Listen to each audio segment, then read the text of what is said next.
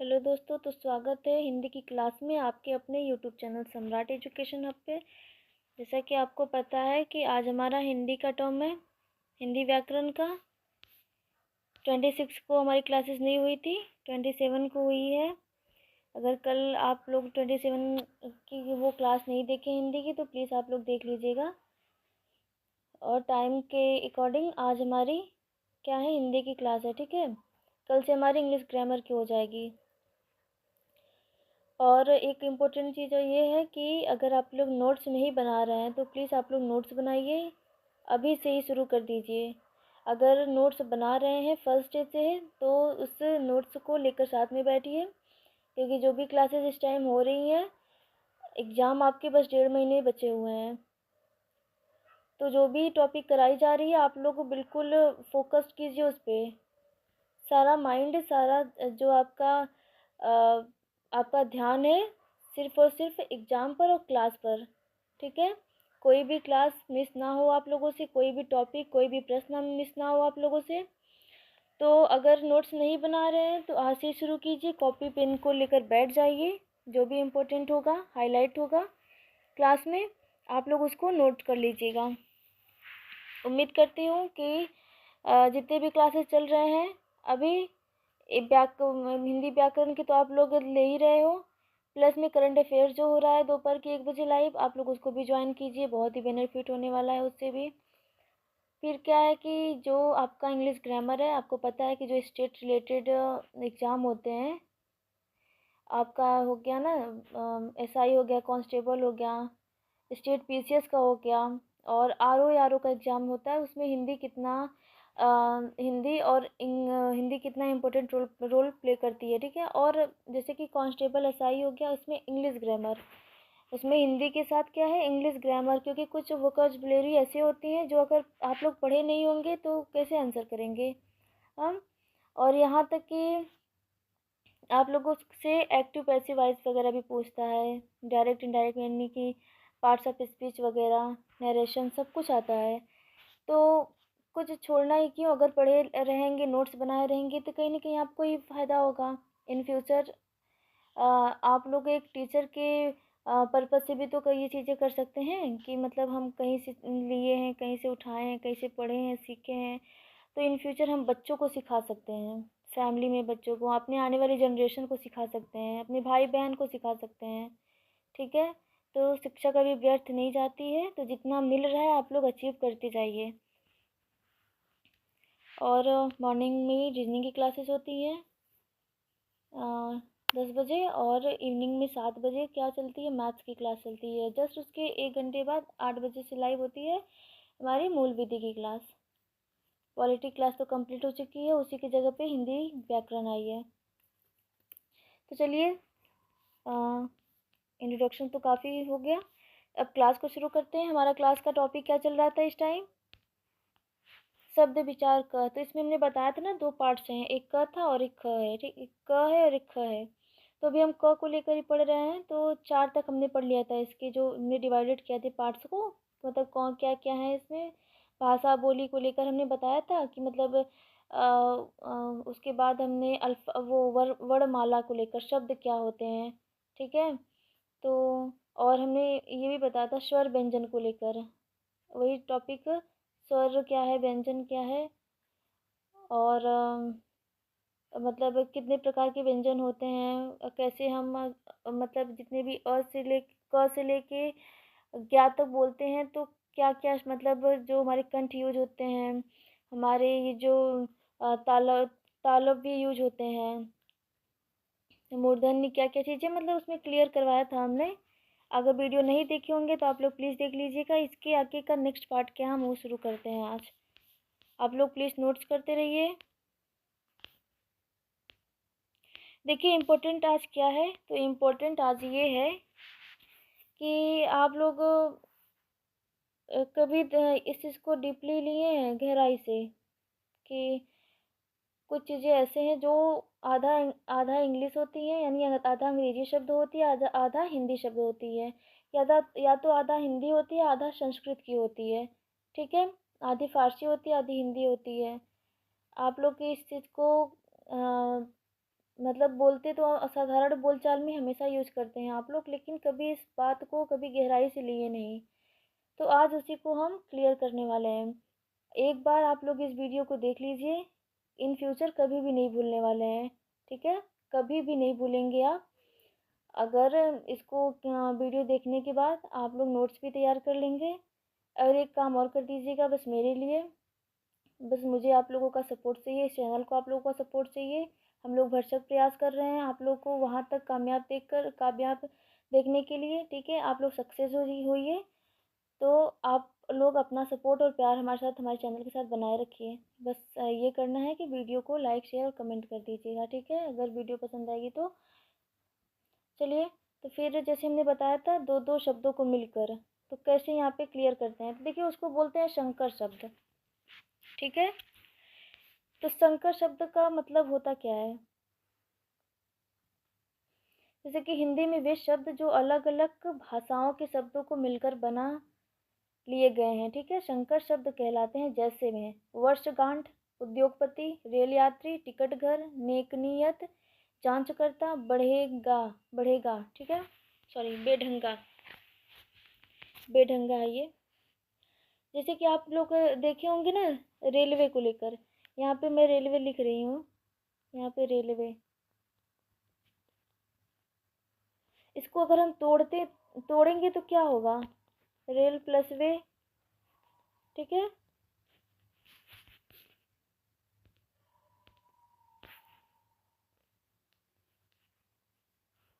क्या हुआ? Rail plus वे, यानी ये भी अंग्रेजी हो गया, ये भी अंग्रेजी होगा। रेल में सबको पता है पटरी होती है, वे मिस क्या होता है? चल रास्ता होता है, ठीक है? पटरी रास्ता होता है, वे मिस रास्ता, और रेल मिस पटरी। और इसका ओवरऑल हम अगर हिंदी वर्जन निकालते हैं, इसका हिंदी अर्थ निकालते हैं रेलवे का, तो क्या होता है? लौह पथ गामिनी, ठीक है? लौह पथ गामिनी। तो देखिए दोनों क्या हो गया, हिंदी बहुत कम यूज करते हैं लोग, उपयोग करते हैं अक्सर करके, क्या उपयोग करते हैं अक्सर करके? अंग्रेजी शब्द ही इसका बोलते हैं, अंग्रेजी वर्ड जो है। तो देखिए यहाँ पे दो शब्दों से मिलकर बना है ना, अंग्रेजी प्लस अंग्रेजी। लेकिन हम ऐसे साधारण बोलचाल में इसको सामने प्रदर्शित करते हैं, यानी प्रेजेंट करते हैं, जिसको बोलेंगे रेलवे। जैसे कि ये हिंदी ही है इसका। लोग बहुत लोग जो भी आप लोग देखे होंगे कि जो अनएजुकेटेड लोग हैं, वो लोग भी रेलवे का यूज़ कर लेंगे, लेकिन उनको एग्जैक्ट नहीं पता होगा कि रेलवे मीन्स होता क्या है, ठीक है? क्योंकि उनको यही है कि जो रेलवे है वो हिंदी शब्द ही है।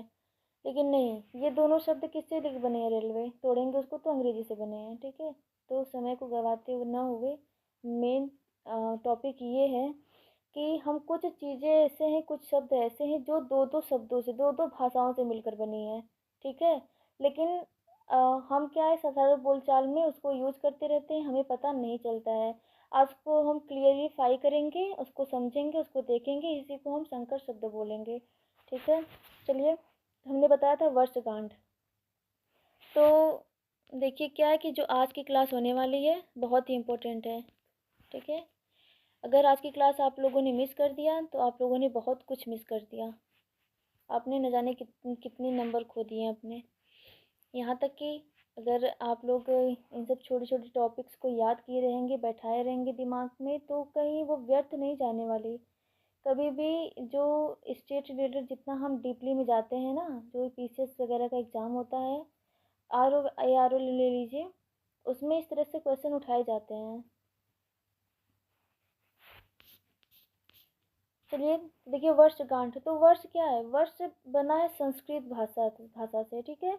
और गांठ जो है हिंदी भाषा है। इतना गहराई में क्या आप लोग पढ़े थे, क्या आप लोग जाने थे? या अगर जाने होंगे तो 100 में से 10% लोग ऐसे हैं जो इतना गहराई से जानते होंगे, या तो वो हिंदी उनका क्या है, हिंदी उनका ऑप्शनल रहा हो, चाहे हिंदी से वो यूजी या पीजी कर रहे हो, मास्टर डिग्री, या फिर टीचर के लेवल पे होंगे। वही 10-15% लोग ऐसे होंगे जो इस चीज़ को क्लियरली जानते होंगे, क्लियरली, कि वर्ष और गांठ जो है दो शब्दों से, यानी संस्कृत प्लस हिंदी से।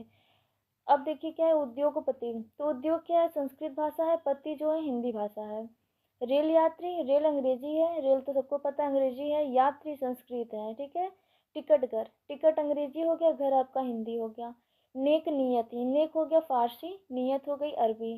नेक नियत, नियत लोग अक्सर करके यूज करते रहते हैं, नियत खराब हो गई, ठीक है। तो ये कौन सी शब्द है, अरबी शब्द है। अगला है जांच करता, तो जांच हो गया आपका फारसी, करता हो गया आपका हिंदी। मुझे नहीं लगता आप लोग अगर गहराई से जाने भी होंगे तो एक दो शब्दों को जाने होंगे। अगला है बेढंगा, बे हो गया फारसी शब्द, ढंगा हो गया हिंदी शब्द, ठीक है। अगला है बेआब, बे हो गया फारसी, आब हो गया अरबी। सजा, सजा प्राप्त यानी सजा हो गई आपकी फारसी, प्राप्त हो गया आपका हिंदी। उड़न तस्तरी, तो उड़न तस्तरी हो गई, उड़न आपकी हो गई हिंदी, तस्तरी हो गई फारसी। देखिए क्या है कि ये जो कंप्लीट शब्द है ना, जैसे उड़न तस्तरी हो गया, सजा प्राप्त हो गया, बम वर्षा हो गया, बेकायदा हो गया, ठीक है। तो क्या है कि कभी एग्जाम में इतना ना पूछ के, ठीक है, इतना ना पूछ के अगर आपको बोल देगा कि तस्तरी, जो तस्तरी शब्द है ये किस तरह मतलब किधर की भाषा है, आपको ऑप्शन में रख देगा तुर्की, अरबी, फारसी, हिंदी, ठीक है। और इस तरह से क्वेश्चन पूछे भी गए हैं तकिया को लेकर, अलमारी को लेकर, इस तरीके से सोचिए पहले कि जब आप एग्ज़ाम देने गए थे और क्या आपने इमेजिन किया था, अगर देखिए इमेजिन करने का मतलब ये है कि अगर आप लोग पढ़े नहीं थे, आप लोग इतना गहराई से नहीं पढ़े थे, ना किसी टीचर का वीडियो देखे थे, ना यूट्यूब से पढ़ाई किए थे, तो अगर अगर ना बुक से पढ़े थे, अगर आप लोग पढ़े नहीं हैं, ऐसे ही उठ के चले गए हो एग्ज़ाम देने, तो आप लोगों में इतना इजी क्वेश्चन आ गया कि जो अलमारी है वो अ, मतलब किधर की भाषा है, सबसे पहले इसको किधर के लोग अपने प्रयोग में लाए थे, कौन लोग यूज करते थे। तो आप लोग मिस हो गए ना इस क्वेश्चन से, आपका नंबर भी कट गया। तो दे इसीलिए बोल रहे हैं कोई चीज़ छोड़िए मत, कब कैसे क्वेश्चन उठा के पूछ देगा, तो देखिए तस्तरी से पूछ देगा, तस्तरी आपकी फारसी हो जाएगी, ठीक है। ऐसे भी क्वेश्चन पूछ सकता है, पूरा ना पूछ कर इस तरीके से। तो यहाँ तक क्लियर हो गया। चलिए, तो हम कहाँ थे, उड़न तस्तरी, तो उड़न आपकी हिंदी हो गई प्लस तस्तरी आपकी फारसी हो गई। बेकायदा में बे आपका फारसी हो गया प्लस कायदा अरबी हो गया। बम वर्षा, तो बम हो गया आपका अंग्रेजी, वर्षा हो गई आपकी हिंदी। यहाँ तक कोई दिक्कत नहीं ना, आप लोग एक बार अभी देख लीजिए, नहीं समझ में आएगा तो एक बार फिर से रिकॉर्डेड वीडियो को देख लीजिएगा, स्किप करके आगे पीछे। लेकिन हाँ, जब आप लोग स्टार्टिंग में ले रहे हो तो फर्स्ट से लेकर लास्ट तक बने रहिए, चीज़ों को समझिए विदाउट स्किप के। और सेकेंड टाइम अगर नहीं समझ में आ रहा है, तब आप लोग जहाँ पे नहीं समझ में आ रहा है तो आप वहाँ पे वीडियो को लगाइए, जो समझ में आ रहा है उसको स्किप कर दीजिएगा, ठीक है। अगला है हमारा ख, पहला था सॉरी, पहला में जो शब्द था, जैसे उसमें देशज था, विदेशज शब्द था, और हमारा क्या था शंकर, शंकरवा, हमारा शंकर शब्द जो है पांचवा है, वो क रिलेटेड था, ठीक है। अब ख में क्या आता है, ख में आता है रचना के आधार पर नए शब्द बनाने की प्रक्रिया को रचना या बनावट कहते हैं, ठीक है। रचना के आधार पर नए शब्द बनाने की प्रक्रिया को क्या कहते हैं, रचना या बनावट। तो देखिए इसमें क्या है, रचना क्या है, तो रूढ़ शब्द, दूसरा यौगिक शब्द, तीसरा योग रूढ़ शब्द।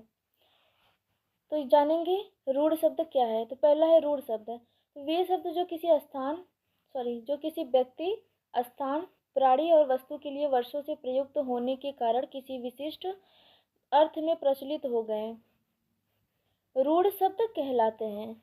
इन शब्दों में अर्थ एक ही तिहाई होती है, इन शब्दों की निर्माण प्रक्रिया भी ज्ञात नहीं होती तथा इनका कोई अन्य अर्थ भी नहीं होता, जैसे दूध, गाय, रोटी, दीपक, पेड़, पत्थर, देवता, आकाश, मेंढक, स्त्री आदि, ठीक है। देखिए रूढ़ शब्द कि वे शब्द जो किसी व्यक्ति, स्थान, प्राणी और वस्तु के लिए वर्षों से प्रयुक्त होने के लिए के कारण किसी विशिष्ट अर्थ में प्रचलित हो गए, रूढ़ शब्द कहलाते हैं। देखिए रूढ़ शब्द क्या है, आपने सुना है ना, रूढ़िवादी। रूढ़िवादी क्या होते हैं, मान लीजिए गांव है, ठीक है, गांव है गांव में कुछ यहाँ पे व्यक्ति जो बुजुर्ग हो चुके हैं उनकी एक परंपरा रही है, ठीक है। उनकी परंपरा क्या रही है, उनको वो लोग ये मानते हैं कि जो हमारे घर की महिलाएं हैं वो क्या रहें, पढ़े लिखे नहीं, जो कि चार दीवारों में घूंघट के अंदर रहे, ठीक है, घूंघट के अंदर है। वो इसको क्या मानते हैं, इनको वो जो मेल है, मतलब जो व्यक्ति हैं बुजुर्ग, इसको मानते हैं कि जो महिला है वो घर की इज्जत है। वो तो सही बात है, महिलाएं होती हैं घर की इज्जत, ठीक है। फिर क्या है कि वो इनको मतलब मानते हैं कि इसी में इनका सम्मान छिपा हुआ है, ये घर में रहेंगी, क्या ज़रूरत है बाहर पढ़ने लिखने की, शिक्षित होने की, घर का चूल्हा चौका करें, बेलन चलाएं, ठीक है, सबके लिए खाना बनाएं। तो ये क्या है, रूढ़िवादी परंपरा है, ठीक है, जो एक समाज में पीछे के लोगों से बंधी हुई है। मतलब पीछे के लोगों से मतलब क्या, जो जो जिनकी सोच पीछे है, जिनकी सोच क्या है, उठ नहीं पाई है, तो उसको रूढ़िवादी बोलेंगे। तो उसी तरह यहाँ पे रूढ़ शब्द दिया गया, यानी जो बहुत पहले स्टार्टिंग में जैसे क्या हो गया, कोई ऐसा वहाँ पे स्थिति को मान लीजिए, कुछ स्थिति ऐसे वहाँ पे खड़ी हुई कि हम एक शब्द को, एक लकार को निकाल दिए, ठीक है, एक शब्द को निकाल दिए, और वो शब्द धीरे धीरे धीरे धीरे धीरे धीरे क्या हो गई, आज अम, आधुनिक समय में भी वो प्रचलन में है, ठीक है। तो इसीलिए जैसे कि यहाँ पे दिया है एग्जाम्पल में, दूध हो गया, गाय हो गई, रोटी हो गई, दीपक, पेड़, पत्थर, देवता, आकाश, मेंढक, स्त्री। मान लीजिए ना, कोई भी किसी का भी नाम हो गया, पत्थर, पहाड़, झरने, ये जो पहले देखिए, पत्थर, पहाड़, झरने, नदी, तालाब, ये पेड़ पौधे, सड़क, घर, किसी का नाम ले लीजिए आप, तो ये सारी चीजें क्या है, मंदिर, मस्जिद, ये किसी ने तो उपयोग किया होगा इस शब्द को।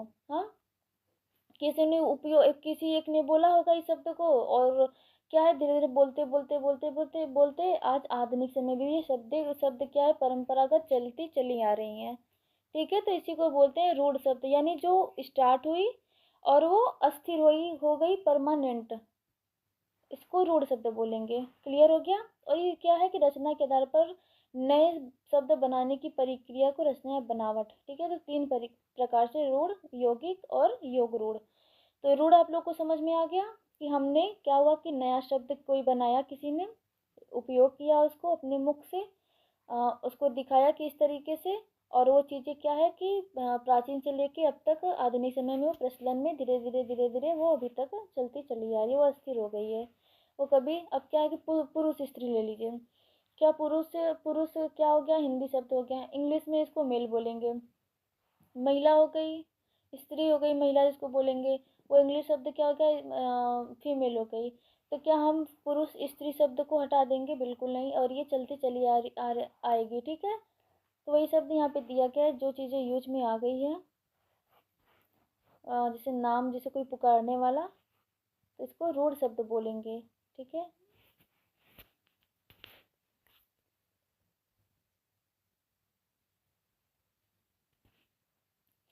अगला देखिए क्या है, यौगिक शब्द।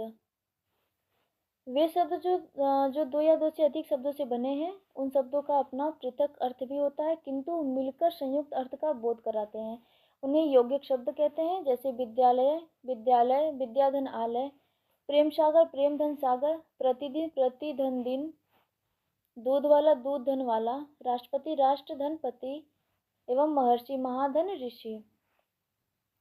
फिर क्या है यौगिक शब्द, यानी दो शब्दों से मिलकर, यानी दो या दो से अधिक शब्दों से मिलकर, तो क्या बनाते हैं, एक संयुक्त अर्थ का बोध कराते हैं, ठीक है। जैसे कि मान लीजिए यहाँ पे विद्यालय है, तो एक सेकेंड, विद्या, विद्या हो गई, ठीक है। और विद्या क्या होती है,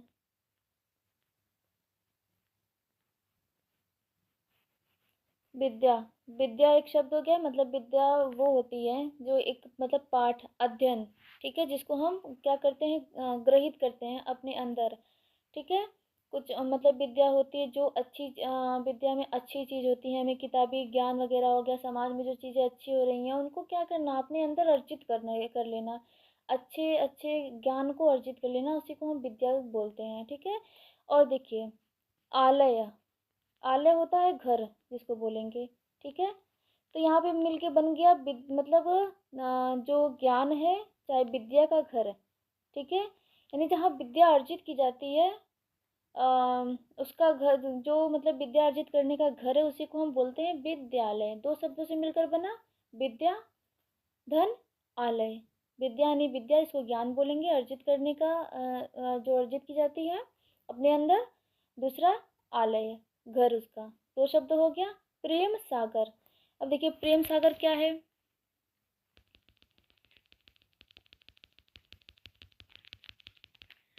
तो एक होता है प्रेम, प्रेम जिसको बोलते हैं स्नेह, ठीक है, स्नेह लगाव। प्लस में सॉरी धन सागर, प्रेम धन सागर। सागर हो गया, सागर वही होता है ना, मतलब बहुत विस्तारित हो, जिसकी गहराई कोई ना जान पाया हो, ठीक है। इस तरीके से बोल सकते हैं। जैसे कि क्या, किसी भी स्नेह, किसी भी व्यक्ति के प्रेम की क्या करना, गहराई, इतना मतलब गहरा है कि उसकी गहराई तक भाप ना पाना, इतना मतलब उसके प्रति जो स्नेह है, उसके प्रति जो प्रेम है बहुत ज़्यादा, ठीक है।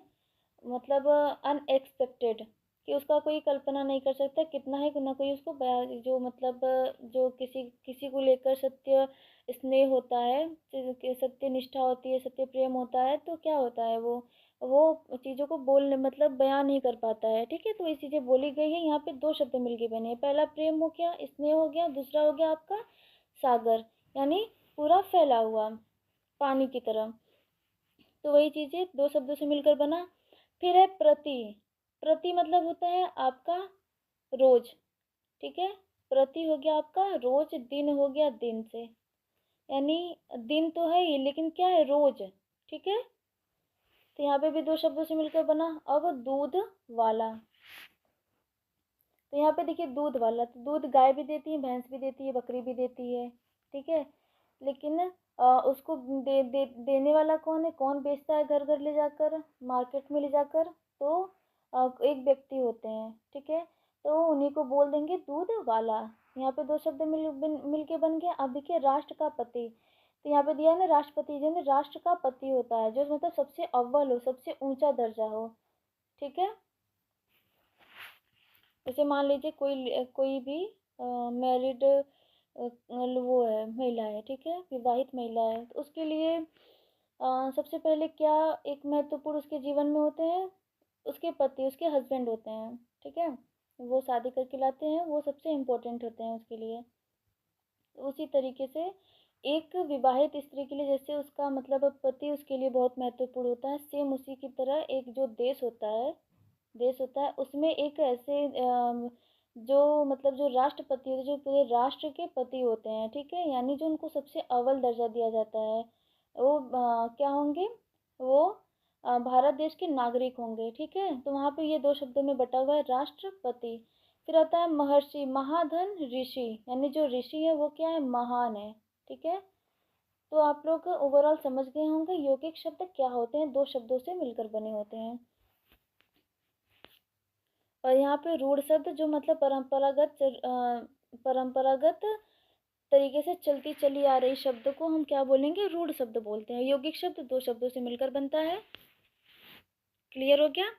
अब अगला देखते हैं क्या है।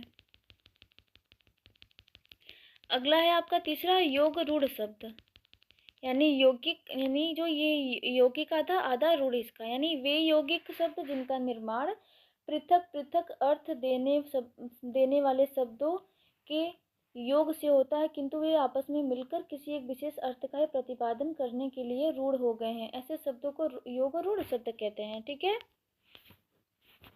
जैसे पीताम्बर, ठीक है, क्या है, जैसे में पीताम्बर। तो पीताम्बर शब्द यानी पीताम्बर शब्द पीत, तो पीत है यहाँ पे, लेकिन फिर भी इसका अर्थ क्या निकलेंगे, पीत का भी अर्थ क्या है, पीला यहाँ पे दिया गया है। तो क्या है, दो शब्द यहाँ पे, पहले आप परिभाषा को समझिए ना, कि दिए गए वे यौगिक शब्द जिनका निर्माण पृथक पृथक अर्थ देने वाले, ठीक है, कोई एक शब्द बन गया तो उसके एक ही शब्दों के कितने अर्थ, 1 2 3 4, मतलब अनेकों अर्थ हो सकते हैं। एक से दो, दो से तीन अर्थ, ठीक है। एक या एक से अधिक मान लीजिए ऐसे, यानी कोई एक शब्द है जिनका निर्माण पृथक पृथक अर्थ देने वाले शब्दों के योग से होता है, किंतु वे आपस में मिलकर किसी एक विशेष अर्थ का ही प्रतिपादन करने के लिए रूढ़ हो गए हैं। तो ऐसे शब्दों को योग रूढ़ शब्द कहते हैं, ठीक है। अब परिभाषा आप लोगों को समझ में आ गई होगी, तो उसी का यहाँ पे एग्जाम्पल दिया है पीताम्बर। तो जैसे कि पीताम्बर जो शब्द है, पित्त है, यहाँ पे पित्त दिया है, पित्त धन अंबर, ठीक है। लेकिन पित्त का अर्थ क्या है यहाँ पे, पीला। अंबर मीन्स क्या होता है, वस्त्र। यहाँ पे अंबर मीन्स बादल भी होता है, ठीक है।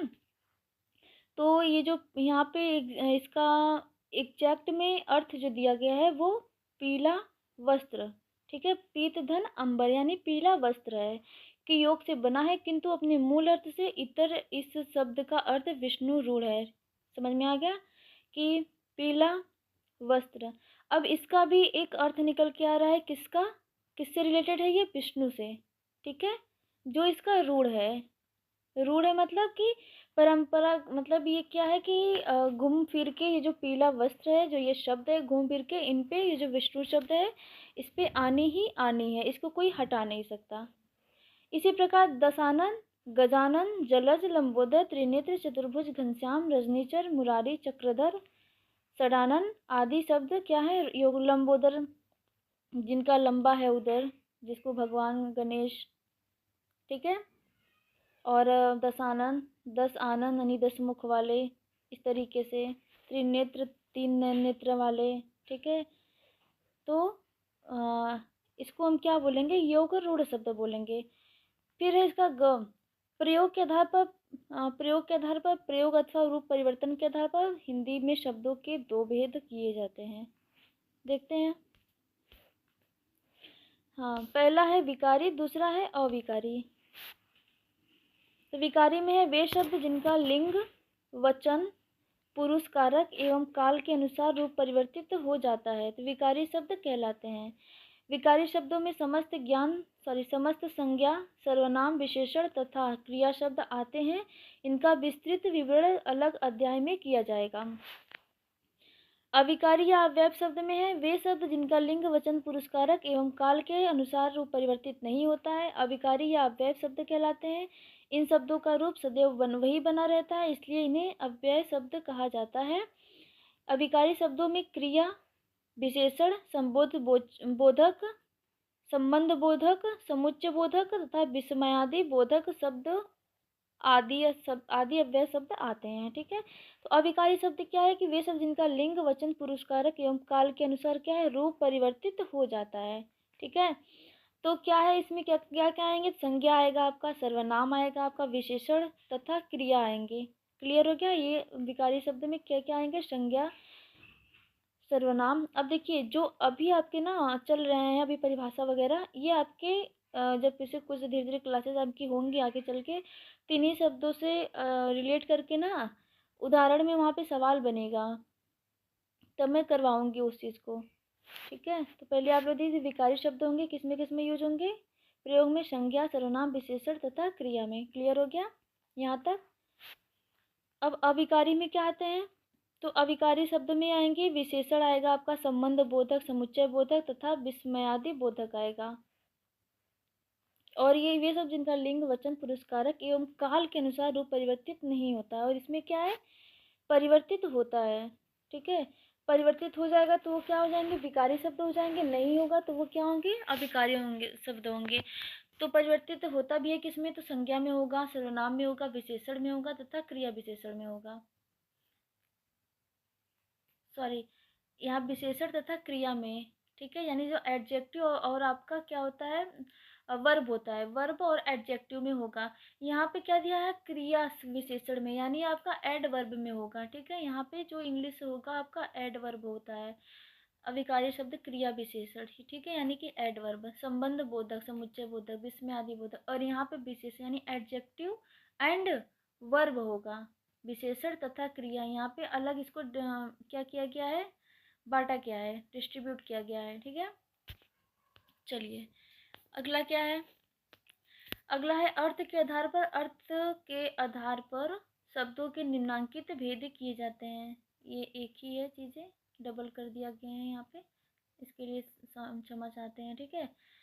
पहला है कि एकार्थी शब्द, दूसरा है अनेकार्थी शब्द। तो एकार्थी शब्द में आएगा जिन शब्दों का प्रयोग एक ही अर्थ में होता है तो उन्हें एकार्थी शब्द कहते हैं, जैसे दिन, धूप, लड़का, पहाड़, नदी आदि, ठीक है।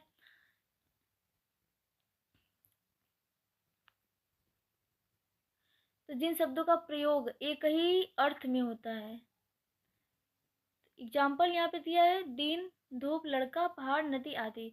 अनेकार्थी में जिन शब्दों के अर्थ में एक से अधिक शब्द होते हैं उन्हें अनेकार्थी शब्द कहते हैं।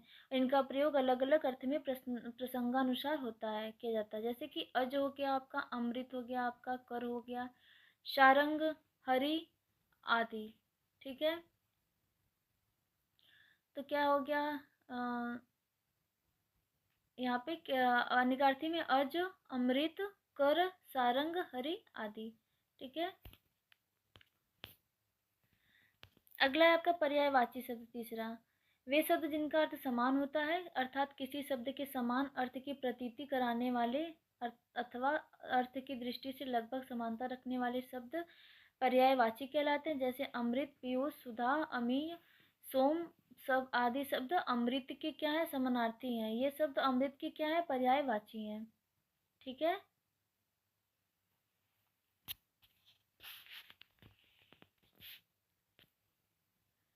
विलोम शब्द, तो एक दूसरे का विपरीत अर्थ देने वाले शब्द विलोम शब्द कहलाते हैं, जैसे दिन, रात, माता, पिता आदि, ठीक है।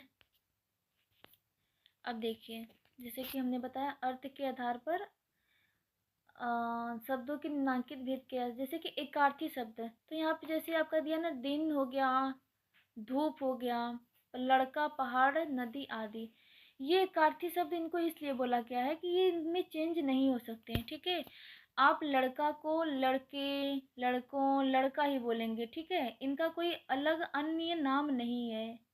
जो बालक होते हैं मतलब जब बाल्यावस्था से थोड़ा सा ऊपर होते हैं, ठीक है, ना वो वयस्क में ना वो युवा में, तो इस मतलब कुछ इस तरह से मध्यम वर्ग में होते हैं, जो लड़के का वो क्या लेते हैं, कंडीशन में जाते हैं, जिनको लड़का बोला जाता है, ठीक है। तो उनका एक क्या है, एक अस्थिर शब्द हो गया है, रुका हुआ, लड़का। पहाड़ को भी नहीं चेंज कर सकते, पहाड़ को हम छोड़ के कोई अन्य चीज़ तो बोलेंगे नहीं, ठीक है। अगर आप लोग पठार बोलते हैं इस तरीके से, तो सबका अलग अलग अपना नाम है, ठीक है। वो अलग अलग तरीके से उनका क्या है, पहचान है। पठार अलग है, पहाड़ अलग है।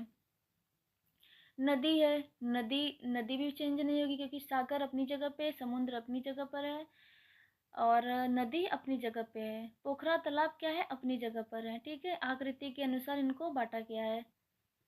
अगला है जैसे यहाँ पे दिन दिया गया है। दिन, दिन का तो कोई और नाम है नहीं। सुबह अलग होता है अपना, शाम अलग होती है। मतलब जो सुबह का जो वो दृश्य होता है वो अलग होता है, ठीक है। शाम का दृश्य अलग होता है, दोपहर का दृश्य अलग होता है। ओवरऑल इन तीनों चारों को मिला के जो पहर होते हैं, इन चारों पहर को मिला के हम क्या बोलते हैं, दिन बोलते हैं। सॉरी, जो सुबह, शाम और दोपहर, जो ये तीनों पहर हैं, इनको मिला के क्या बोलेंगे, दिन बोलेंगे, ठीक है। अब अनिकार्थी में दिया गया है कि जैसे अज हो गया आपका, अमृत हो गया। अमृत के कई अर्थ हैं, ठीक है। सारंग के कई अर्थ हैं। हरि, जिनको भगवान, ठीक है, ईश्वर, इनके भी कई रूप हैं। इस तरीके से अनिकार्थी इनके शब्द हो गए। तो आप लोग को समझ में आ गया एकार्थी अनिकार्थी। अगला था पर्यायवाची। तो पर्यायवाची में समान अर्थ में क्या है कि समान अर्थ की दृष्टि से उनकी जो अर्थ हैं बहुत ज़्यादा हो, अलग अलग तरीके से हों, ठीक है। तो देखिए अमृत के कितने अर्थ हैं, पीयूष है, सुधा है, अमीय है, सोम है आदि है। तो अभी सारी चीज़ें आपकी क्या चल रही हैं, परिभाषा चल रही हैं। आपका अलग से पर्यायवाची का चलेगा, विलोम का चलेगा, अनेकार्थी एकार्थी शब्द जो है ना, इनका जो बीच बीच में इनका बहुत बड़ी बड़ी क्लासेस होंगी। अभी तो ये सारी चीज़ें परिभाषा चल रही हैं आपकी। अगला है विलोम, एक दूसरे का विपरीत, ठीक है। जैसे कि दिन का रात हो जाता है, माता का पिता हो जाता है, भाई का बहन हो जाता है, सुबह का शाम हो जाता है, इस तरीके से, ठीक है। तो ये तो बहुत ईजी है, एकार्थी अनिकार्थी और पर्यायवाची विलोम। अगला है आपका पांचवा सम उच्चारित शब्द या युग्म शब्द। तो देखिए ये जो इसी का पार्ट्स हैं ये सब, ये जो हम एकार्थी अनिकार्थी और पर्यायवाची विलोम पढ़ा रहे हैं ना, ये इसी का पार्ट्स है। सम उच्चारित शब्द या युग्म शब्द है, यानी कि ऐसे शब्द जिनका उच्चारण समान सा प्रतीत होता है किंतु अर्थ पूर्णतः क्या होता है, भिन्न होता है, तो उन्हें क्या बोलेंगे, समानार्थी प्रतीत होने वाले भिन्नार्थक शब्द अथवा युग्म शब्द कहते हैं, जैसे आदि आदि। ठीक है, अभी अभी क्लियर करवा रहे हैं। अगला है आपका छठा कि शब्द समूह के लिए एक शब्द। जब किसी वाक्यांश या समूह का तात्पर्य एक शब्द द्वारा अभिव्यक्त किया जाता है, ठीक है, एक शब्द द्वारा के अभिव्यक्त, अथवा एक शब्द में उस वाक्यांश का अर्थ निहित हो, उसे शब्द समूह के लिए एक शब्द कहते हैं। जैसे जहाँ जाना संभव न हो, अगम्य, जो अपनी बात से टले नहीं, अटल। ठीक है, आप समझ में आ गया होगा इतना जब परिभाषा देखते ही आप लोगों को, कि मतलब कुछ शब्द ऐसे होते हैं, ठीक है, जो एक ही समान दिखते हैं। क्या है कि एक ही समान दिखने में, आप ना बहुत सारी चीज़ें आप अंग्रेजी में लिख ले लीजिए, इंग्लिश में कुछ ऐसे शब्द हैं, कुछ ऐसे वर्ड्स हैं जो सेम टू सेम मिलती जुलती रहती है। ठीक है, तो यहाँ पे हिंदी में भी कुछ चीज़ें ऐसी हैं, जैसे यहाँ पे दिया गया आदि और आदि। आदि का अर्थ प्रारंभ है, किंतु जो आदि है, जो ये वाला आदि है, इसका अर्थ क्या है, प्रारंभ है, किंतु ये जो ये वाला आदि का अर्थ क्या है, आदत होना या लत लगना। ठीक है, इस प्रकार उच्चारण समान सा प्रतीत होने हुए भी यह अर्थ भिन्न है।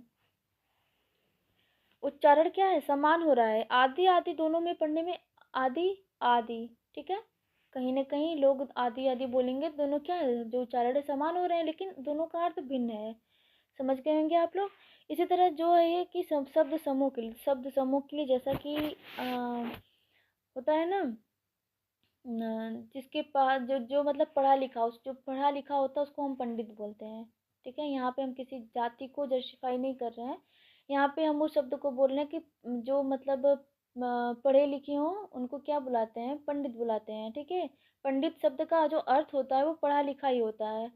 तो वही चीज़ें बोला गया है कि जहाँ जाना संभव ना हो, अगम्य। तो एक क्या हो गया कि एक वहाँ पे वाक्यांश दिया गया है, उस वाक्यांश का एक शब्द का अर्थ निकल, वाक्यांश का क्या, एक अर्थ निकल के आ रहा है कि जहाँ जाना संभव ना हो उसको अगम्य बोलेंगे, जो अपनी बात से नहीं टले नहीं उसको अटल बोलेंगे, जो पढ़े लिखे हैं उसको पंडित बोलेंगे।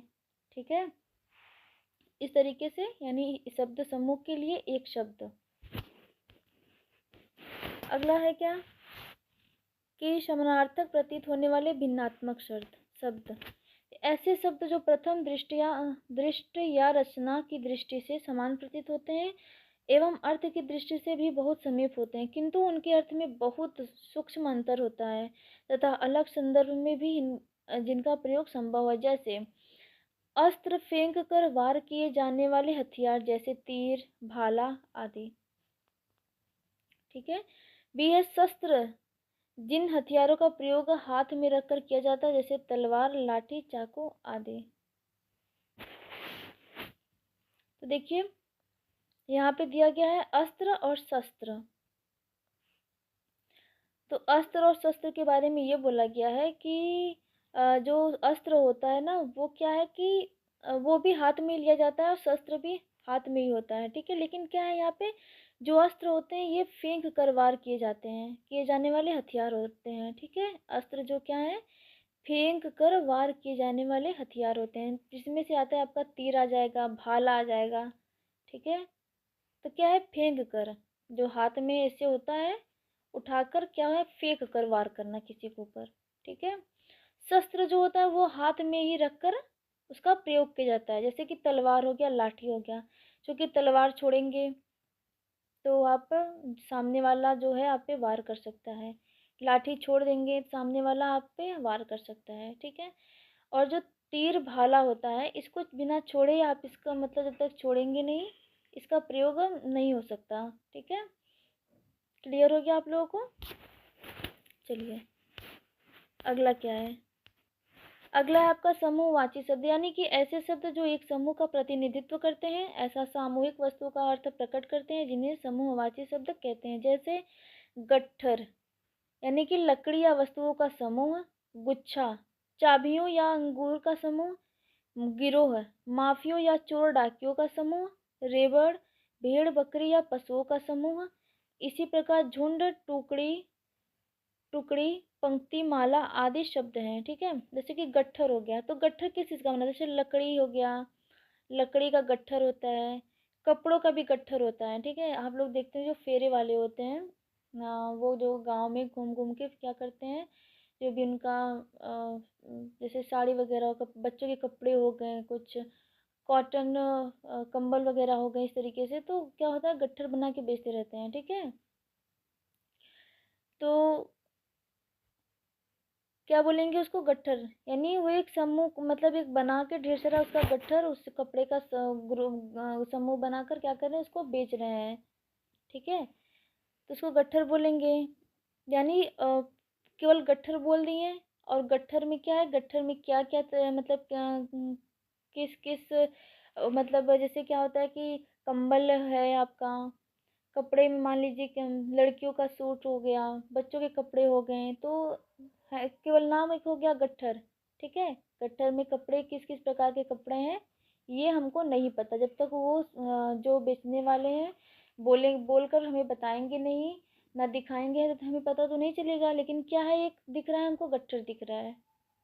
दूसरा में आता है गुच्छा, तो गुच्छा में से अंगूर का गुच्छा हो गया, चाबियों का गुच्छा हो गया, तो क्या है, पूरे चाबियों का वो बोध करा रहे हैं वो गुच्छा। ठीक है, गिरोह हो गया, तो देखियो गिरोह और रेवड़, तो जो गिरोह और रेवड़ होता है ना, ये दोनों का जो अर्थ है ना, समूह से ही है। लेकिन क्या है, जो गिरोह है वो डाकुओं और चोर के लिए, यानी माफियाओं के लिए यूज होता है। ठीक है, उपयोग होता है, समूह जो उनका समूह होता है।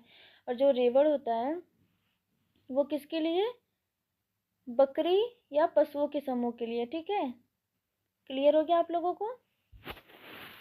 यानी कि मान लीजिए अब बकरी का कोई नाम तो होता नहीं है, भेड़ का कोई नाम तो स्पेशल होता नहीं है अलग से, तो पूरा उनका एक ग्रुप ही होता है।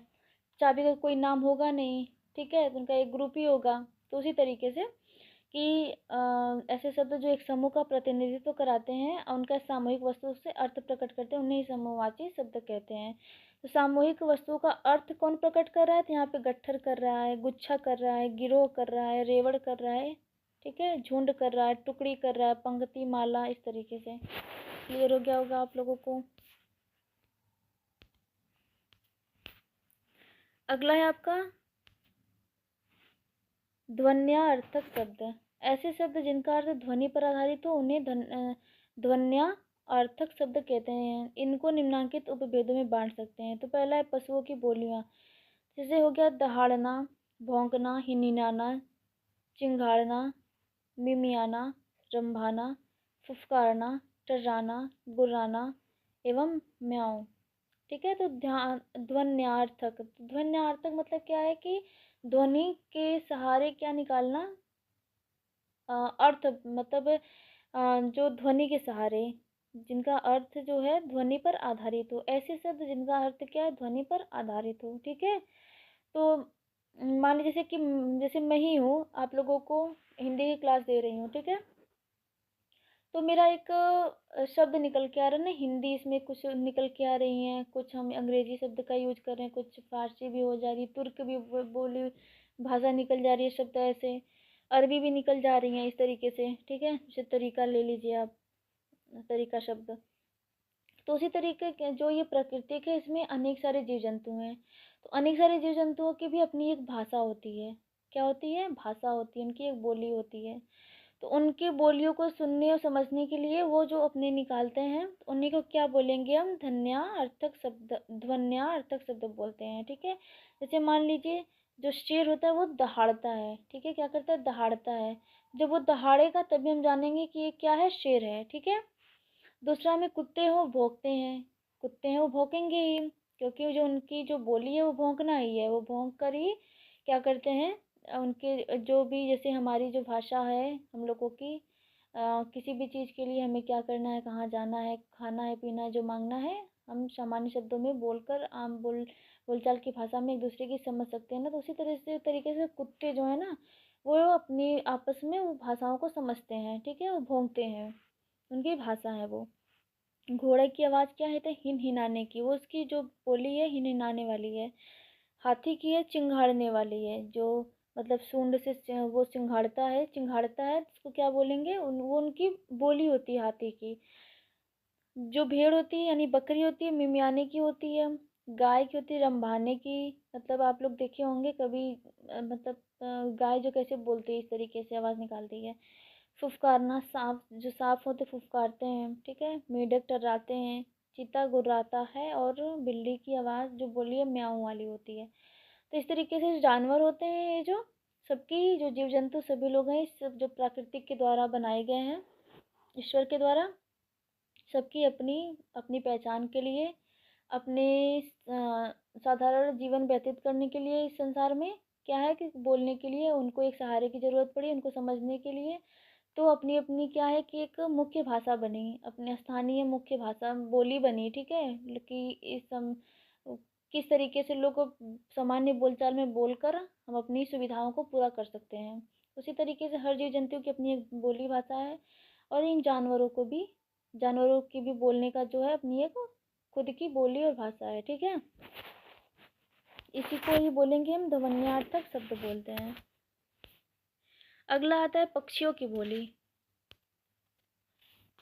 यानी कि चहचाना। तो देखिए ये ध्वन्यार्थक शब्द में ना, पहला पशुओं की बोली आ गया, दूसरा आपका पक्षियों की बोली, ठीक है। ये इसी का पार्ट्स है। पहला चहचाना, यानी चिड़िया क्या कहती है, चहचाती है। पपीहा जो होता है पीहू पीहू करता है, यानी जिसको मोर बोलते हैं, ठीक है। कौवा काव काव करता है। गुटुरगु कौन करता है, तो कबूतर। मुर्गा कुकड़ू, कोयल कुकुहाना, कुहुकाना, कुहुकना, ठीक है। तो ये क्या हो गया, पक्षियों की बोली हो गई। जड़ पदार्थों की ध्वनियाँ, यानी कि जड़ पदार्थ, ये भी उसी का पार्ट है। ध्वन्यार्थक यानी जो हमने कहा ना, प्रकृति में जितने भी जीव जंतु हों, प्रकृति ने जिसको बनाया है, ईश्वर ने जिसको बनाया है, सबको अपने जीवन को चलाने के लिए भाषा बोली की ज़रूरत पड़ी, ठीक है। तो सबको प्रकृति के द्वारा दी गई सबकी अपनी अपनी बोली है। तो इसीलिए यहाँ पे क्या है, जो होते हैं ना, पेड़ पौधे भी होते हैं, उनको जब कटते हैं तो किस तरीके से आवाज़ आती है उनके अंदर से, जब वो गिरते हैं तो इसे देखा गया, बोला गया है जड़ पदार्थों की, यानी कि बिजली जो है, बिजली क्या होती है, कड़कड़ाती है, ठीक है। दरवाज़ा खटखटाना। रेलगाड़ी छुक छुक। बादल क्या होती है, गरजता है। सिक्के खनखनाते हैं। यहाँ पे आप पेड़ भी ले लीजिए, पेड़ जब ठीक है। फिर चलिए अब आगे का देखते हैं। सॉरी, तो हमारी क्लास यहीं तक थी। उम्मीद करती हूँ आप लोग को समझ में आया होगा। हमने जो आज की क्लास बहुत ही महत्वपूर्ण थी, आप लोग नोट डाउन भी किए होंगे, अगर नहीं भी किए होंगे तो आप लोग कर लीजिएगा। इसका पीडीएफ वगैरह आपको यहाँ के व्हाट्सएप ग्रुप से मिल जाएगा हमारे, ठीक है। आप लोग ऐड हो जाइए, जो भी आपका कमेंट वगैरह हो, जो भी आपका क्वेश्चन हो स्टडी से रिलेटेड, आप लोग हमसे पूछिए, ठीक है। ये हमारा टेलीग्राम का क्यूआर कोड है, इसको स्कैन करके आप लोग यहाँ से ऐड हो सकते हैं। और अगर जिन भी स्टूडेंट को इसको स्कैन करने नहीं आ रहा है क्यूआर कोड को, व्हाट्सएप को, टेलीग्राम को, तो आप लोग प्लीज़ जो हमारा जो चैनल है यूट्यूब का, उसके विजिट चैनल में जाइए। वहाँ पे क्या है कि डिस्क्रिप्शन बॉक्स है, डिस्क्रिप्शन बॉक्स में हमारे जितने भी ऐप्स, मतलब ग्रुप लिंक वगैरह है, आप लोग वहाँ से जुड़ सकते हैं, ठीक है। आपका जो भी क्वेश्चन वगैरह हो स्टडी से रिलेटेड, आप लोग हमसे पूछ सकते हैं। बाकी आप लोग को जो भी पीडीएफ वगैरह चाहिए यहाँ से ले लीजिएगा। इसी के साथ मिलते हैं कल की लाइव क्लास में 7-8 बजे। तब तक के लिए धन्यवाद। आप लोग अपना ख्याल रखिए, तैयारी करते रहिए, और नोट्स वगैरह बनाते रहिए, और लाइक शेयर कमेंट करना बिल्कुल भी मत भूलिएगा। जो भी स्टूडेंट ये वीडियो अगर उनको जैसे पहुंच रही है उनके पास, जो लोग देख रहे होंगे इस क्लासेस को, प्लीज़ एक रिक्वेस्ट है, आप लोग चैनल को सब्सक्राइब कर लीजिए, ठीक है। ताकि जो भी बेल आइकन को प्रेस कर लीजिए, ताकि जो भी नोटिफिकेशन वगैरह हो स्टडी से रिलेटेड, जो भी इम्पोर्टेंट हो, आप लोगों के यहाँ तुरंत पहुँच जाए, ठीक है। और यहाँ तक कि आप लोग जो शॉर्ट्स वीडियो है उसको भी देखा कीजिए, लाइक शेयर कमेंट उस पर भी क्या कीजिए। जो शॉर्ट्स वगैरह हैं वो भी बहुत इंपॉर्टेंट चलते हैं, एक लाइन में दिया रहती सारी चीज़ें, और बहुत ही फैक्चुअल होते हैं, बहुत ही इंपॉर्टेंट होते हैं, ठीक है। धन्यवाद।